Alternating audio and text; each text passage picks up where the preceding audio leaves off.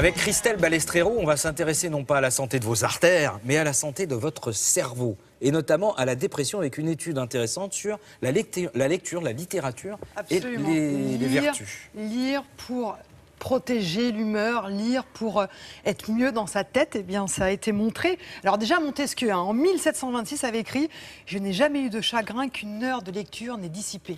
3 siècles plus tard, aujourd'hui, les bienfaits de la lecture sur notre humeur sont montrés. On appelle même la bibliothérapie, la thérapie grâce à la lecture. Alors les bienfaits ont été montrés par effectivement une équipe d'Écossais.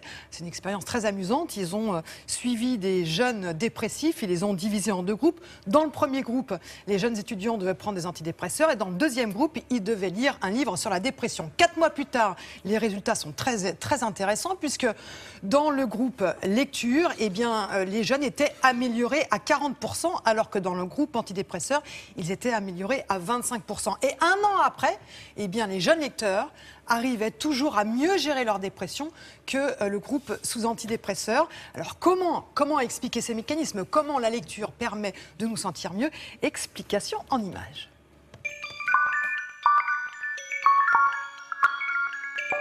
Les livres de fiction, les romans, donc pas les essais, ça permet plein de choses. Une des choses essentielles, c'est que le livre, ça permet de se lire soi-même. C'est-à-dire que le livre, l'œuvre est un miroir. Et pas un petit miroir, c'est pas un miroir pour vous réfléchir ici et maintenant.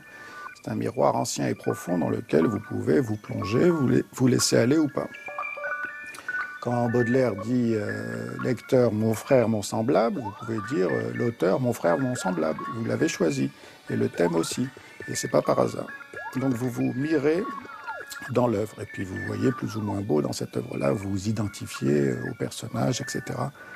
À la romance, à l'histoire, bon, vous acceptez un rôle plutôt qu'un autre.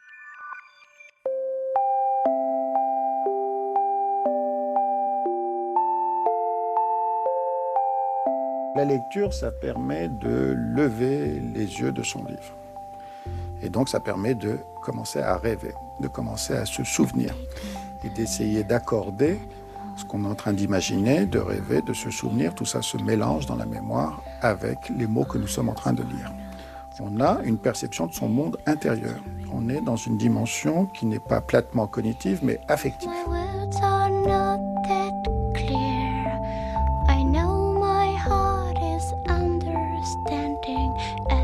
La littérature est toujours d'un utile secours pour ceux qui s'y adonnent parce que ils ont choisi cet auteur et ce livre pour des raisons d'affinité personnelle, consciente et inconsciente. Et que l'auteur va leur faire cette grâce considérable de faire tout le travail pour eux. Il va leur raconter une histoire de leur passé, de leur futur, qui se télescope au présent. Il va leur dire ce qu'ils étaient, ce qu'ils deviennent, les choses plus ou moins complexes qu'ils ont à l'intérieur d'eux. Il fait le travail pour eux. D'accord, il y en a qui disent qu'il faut prescrire des livres qui parlent de la dépression, d'autres pas. Mais en tout cas, il faut lire. Voilà, il faut lire. Et c'est vrai qu'on a pu mesurer, alors de façon précise, avec une imagerie à résonance magnétique, cartographie. IRM. Voilà, on a demandé, c'était une expérience qui a 2 ou 3 ans, on a demandé à des jeunes de lire pendant 8 semaines et on a étudié l'évolution de certaines zones du cerveau grâce à l'IRM et on a pu se rendre compte que lorsque l'on lisait régulièrement, donc ils avaient 45 minutes de lecture par jour, et bien au bout de 8 semaines, on a vu des modifications de certaines zones du cerveau pour vous dire que la lecture, en particulier tout ce qui implique l'imaginaire, la mémoire, etc., effectivement, la lecture nous emmène vers des voies différentes et nous permet de développer des neurones dans certaines zones du cerveau qui sont un peu oubliées, ce que l'on n'a pas forcément avec la télévision. Ou avec les petites tablettes. Donc lisez. Non, parce qu'on dit aussi souvent pendant l'été, c'est les devoirs des vacances. Les devoirs des vacances, c'est un peu fastidieux. Eh ben, ça, je suis tout à fait d'accord. Au lieu du devoir de vacances, juste lire un bouquin. Lire un bouquin des par habitudes semaine. que l'on peut garder après pour la rentrée, parce qu'effectivement, ça nous ouvre d'autres puis voies. même aller voir un libraire. Tiens, faites un truc fou. Vous allez voir un libraire. Vous rentrez dans une librairie, c'est un truc dingue, et vous lui dites, tiens, qu'est-ce que vous me conseillez pour cet été? Et moi, j'ai vu à Avignon un généraliste qui prescrivait des livres sur son ordonnance. Il faisait des ordonnances de livres pour aller mieux pour des dépressifs. Vous prendrez et deux Maupassant, avec 3 Zola. lire tant de pages, tel jour, etc.